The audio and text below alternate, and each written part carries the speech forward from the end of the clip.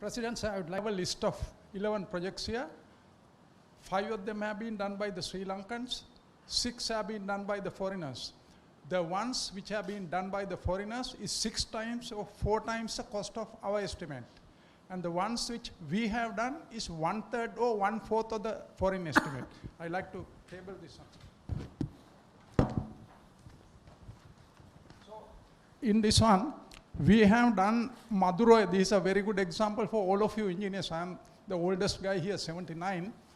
So some of you must be 55. Madurai estimate done by Kulasinghe was only 725 million rupees. And Canadians gave a loan of 2,450.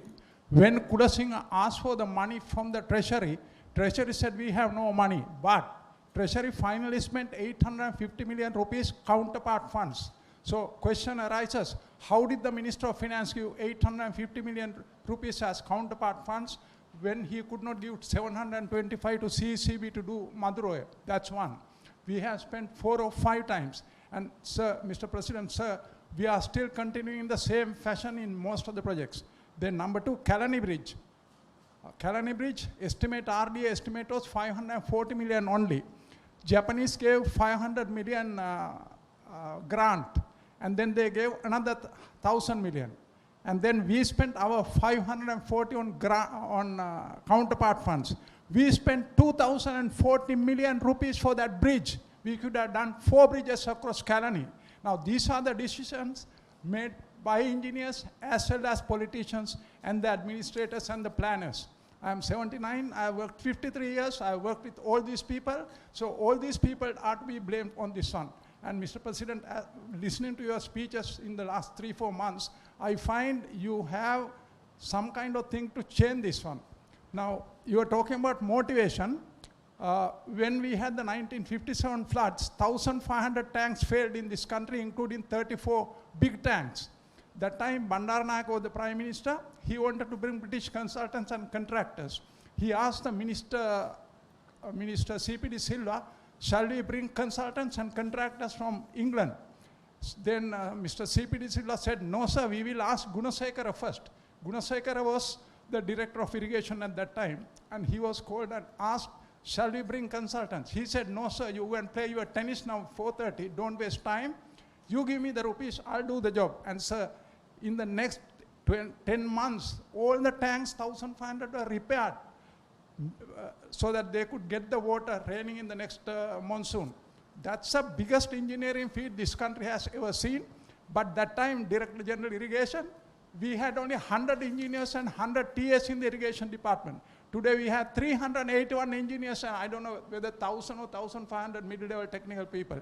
This is the kind of thing we have produced. We produce about 1,500 engineers a year from all the universities. But they have got their 9 A-levels, 9 O-levels and 4 A-levels and all, but first class BSc engineering and all that. But can they work? Can they apply the principles that they have studied for human well-being to develop natural resources? No. Most of them can't. As somebody said, we should stop teaching engineering.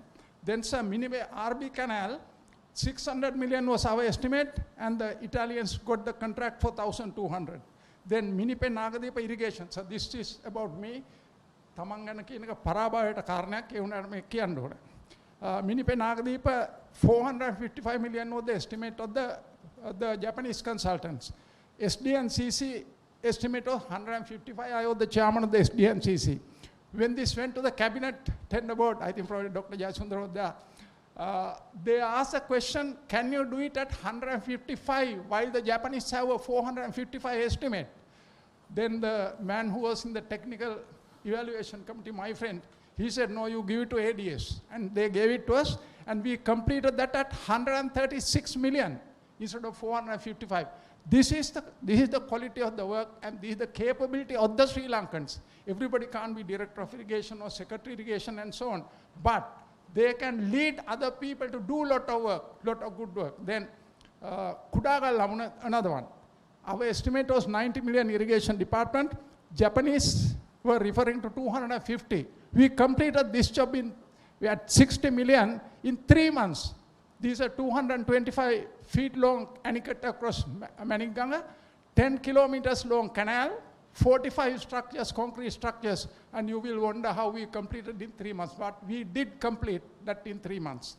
Then Viharagala, of course, 1,800 million, we spent 2,000 million and completed in 3 years. Then Kalutara Bridge, now railway, GMR was talking about bridges. All these bridges were done by the Sri Lankans in the ancient days. Now this one, estimate was 110. Skanska, who came to do Kotmale, they were hanging around in this country. Once they go to a country, they don't leave. They asked for this job from the government, and they gave the job, and it cost us 245 million. We could have done 3 bridges across Kaluganga with that money. And we are producing engineers, spending a lot of money on free education, paying them salaries every month, every year for 20 years, 30, 40 years, but you are not getting work out of most of them now. We produce 1,500 engineers a year now. Those days, when we came, it was about 60 or 70. Another one for bridges, Tanamalvila Udawalway Bridge. Now, so this one estimate given by the RDA at that time was 23 million. 23 million. But the irrigation department did it for 6.1 million. The cost of construction. RDA can't have one estimate, water board can't have another estimate, CEB has another estimate, and the irrigation department has another. No, it can't happen. When we were 25 or 30-year-olds, it did not happen. At the institution, they discussed all this, and those things were put in place properly to develop local resources for human well-being. Good.